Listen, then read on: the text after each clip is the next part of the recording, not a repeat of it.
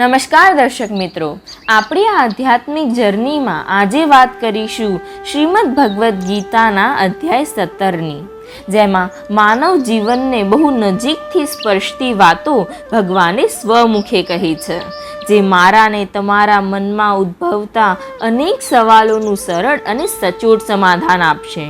અહીં અર્જુન પોતાના મનની શંકાનું સમાધાન કરવા ભગવાન શ્રી કૃષ્ણને પૂછે છે કે હે કમલનયન, એવા બહુ બધા લોકો છે જે પોતાની શ્રદ્ધા પ્રમાણે પૂજા અર્ચન કરે છે, પરંતુ અજ્ઞાનવશ શાસ્ત્રોક્ત વિધિ વિધાનોનું પાલન કરતા નથી. તો તેઓ સત્વગુણી કહેવાય, રજોગુણી કહેવાય કે તમોગુણી કહેવાય? હવે ભગવાન કહે છે કે એક શ્રદ્ધા વિકસિત થાય છે શાસ્ત્રના અધ્યયનથી, જ્ઞાનથી, ચિંતનથી, અને બીજી શ્રદ્ધા વિકસિત થાય છે પ્રકૃતિના ગુણોથી, કર્મોથી, પૂર્વજન્મના સંસ્કારોથી. આ શ્રદ્ધા સત્વગુણી, રજોગુણી કે તમોગુણી હોય છે. જેવો જેનો ભાવ, જેવો જેનો સ્વભાવ, એવો ભેદ શ્રદ્ધામાં જોવા મળે છે. હે ભરતપુત્ર, પ્રકૃતિના વિભિન્ન ગુણો હેઠળ મનુષ્યના અસ્તિત્વ પ્રમાણે તે એક વિશેષ પ્રકારની શ્રદ્ધા વિકસિત કરે છે. જો મનુષ્યનું હૃદય સત્વગુણી હશે તો તેની શ્રદ્ધા પણ સાત્વિક હશે. હૃદય જો રજોગુણી હશે તો તેની શ્રદ્ધા પણ રજોગુણવાળી હશે. અને હૃદય જો તમોગુણમાં સ્થિત હશે તો તેની શ્રદ્ધા પણ તામસી જ હશે. સત્વગુણી મનુષ્યો દેવોને પૂજે છે, રજોગુણી મનુષ્યો અસુરોની પૂજા કરે છે, અને તમોગુણી લોકો ભૂત પ્રેતને પૂજે છે. પાર્થ, શરીરને કષ્ટ આપીને, ઇન્દ્રિયોને પીડા પહોંચાડીને જે વ્રત કે તપ કરવામાં આવે છે એ શાસ્ત્રથી તદ્દન વિરુદ્ધ છે. એ કેવળ મન કલ્પિત હોય છે, દંભ અહંકારયુક્ત હોય છે અને આશક્તિ કામનાયુક્ત હોય છે.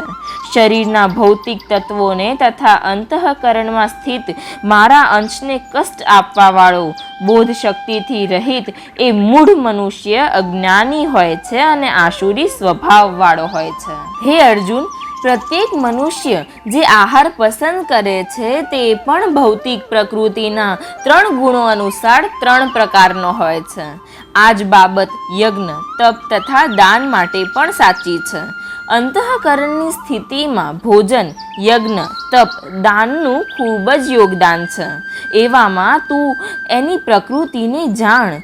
જે અન્ન સત્વગુણી મનુષ્યોને પ્રિય હોય છે તે આયુષ્ય વધારનાર, જીવન શુદ્ધ કરનાર અને બળ, સ્વાસ્થ્ય, સુખ તથા તૃપ્તિ આપનારું હોય છે. આવું અન્ન રસયુક્ત, સ્નિગ્ધ, પોષણ કરનારું તથા મનને ભાવે એવું હોય છે. અતિશય કડવું, ખાટું, ખારું, ગરમ, તીખું તથા બળતરા કરનારું અન્ન રજોગુણી મનુષ્યોને પ્રિય હોય છે. આવા અન્ન દુઃખ, શોક તથા રોગ ઉત્પન્ન કરનારા હોય છે. ભોજન કરવાના 3 કલાક પહેલા રાંધેલું, સ્વાદવિહીન, બગડેલું તથા દુર્ગંધ મારતું, એઠું તથા અસ્પૃશ્ય વસ્તુઓનું બનેલું ભોજન એવા લોકોને પ્રિય હોય છે જેઓ તમોગુણી છે. ભોજનનો ભેદ મનુષ્યના સ્વભાવની, એના મનની ઈચ્છાઓની ઓળખ કરાવે છે. હે અર્જુન, હવે યજ્ઞના 3 ભેદ સાંભળ. જે યજ્ઞ શાસ્ત્રોક્ત વિધિ પ્રમાણે કર્તવ્ય સમજીને ફળની આકાંક્ષા વગર નિષ્કામ ભાવથી કરવામાં આવે છે તે સાત્વિક છે. પરંતુ જે યજ્ઞ અમુક દુન્યવી લાભ માટે, યજ્ઞનિષ્ઠ બનવાની ચાહમાં અહંકાર વશ કરવામાં આવે છે એને તું રજોગુણી જાણ. જે યજ્ઞ શાસ્ત્રોક્ત નિર્દેશોની ઉપેક્ષા કરીને, પ્રસાદ વહેંચ્યા વિના, વેદ મંત્રોના ઉચ્ચારણ વગર, પુરોહિતોને દક્ષિણા આપ્યા વિના અને શ્રદ્ધા વગર કરવામાં આવે છે તે તામસી યજ્ઞ ગણાય છે. પરમેશ્વર, બ્રાહ્મણો, ગુરુ તથા માતા પિતા જેવા વડીલોની પૂજા કરવી, આંતરબાહ્ય શુદ્ધિની ટેવ પાડી પવિત્રતા જાળવવી, આચરણમાં સરળતા રાખવી, બ્રહ્મચર્ય અને અહિંસાનું પાલન કરવું એ શારીરિક તપ કહેવાય છે. સત્ય, પ્રિય લાગે એવા, હિતાવહ અને બીજાને ઉદ્વેગ ન પમાડનારા વચનો બોલવા તથા વૈદિક ગ્રંથોનો નિત્ય પાઠ કરતા રહેવું એ વાણીનું તપ છે. નિર્મળ મન હોય, ચિત્ત પ્રસન્ન હોય, મનમાં શાંતિ અને શીતળતા હોય, એ પ્રભુ ચિંતનમાં ધ્યાન મગ્ન હોય, અંતઃકરણ સ્થિર હોય, વશમાં હોય, દયા, ક્ષમા, પ્રેમ, વિનયનો મનમાં વિકાસ થયેલો હોય, મન દોષ રહિત અને પવિત્ર હોય, એ માનસ તપ કહેવાય છે, મનનું તપ કહેવાય છે. દુન્યવી લાભની ઈચ્છા ન કરનારા તથા કેવળ પરમેશ્વરમાં જ પરોવાયેલા મનુષ્યો દ્વારા દિવ્ય શ્રદ્ધાપૂર્વક કરેલું એ 3 પ્રકારનું તપ સાત્વિક કહેવાય છે. જે તપ દંભપૂર્વક તથા સત્કાર, સન્માન તેમજ પૂજા પામવા માટે કરવામાં આવે છે તે રાજસી કહેવાય છે. તે ચંચળ અને અશાશ્વત હોય છે. મૂર્ખામીને વશ થઈ આત્મ ઉત્પીડન માટે અથવા બીજાઓનો વિનાશ કરવા કે હાનિ પહોંચાડવા માટે જે તપ કરવામાં આવે છે તે તમોગુણવાળું હોય છે. હે ભરત શ્રેષ્ઠ, હવે દાનના 3 ભેદ કહું છું, એ સાંભળ.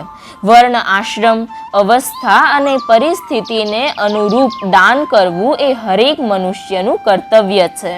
એ સમજીને કોઈ બદલાની આશા વિના યોગ્ય સ્થાને તથા સમયે અને સુપાત્ર વ્યક્તિને જે દાન અપાય છે તે સાત્વિક દાન ગણાય છે. જેમ કે ભૂખ્યાને અન્ન, તરસ્યાને પાણી, વસ્ત્રવિહીનને વસ્ત્ર, રોગીને ઔષધિ, અનાથને આશ્રય, આ બધા દાન સાત્વિકતાની શ્રેણીમાં આવે છે.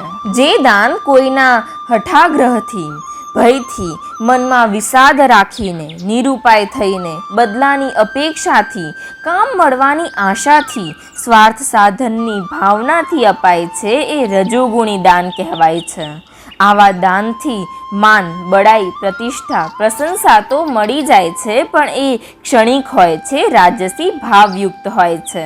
અને જે દાન ગમે તેવી અપવિત્ર જગ્યાએ, અનુચિત સમયે, કોઈ કુપાત્ર માણસને અથવા પૂરતું ધ્યાન તથા આદર આપ્યા વિના અપાય છે તે તામસી કહેવાય છે.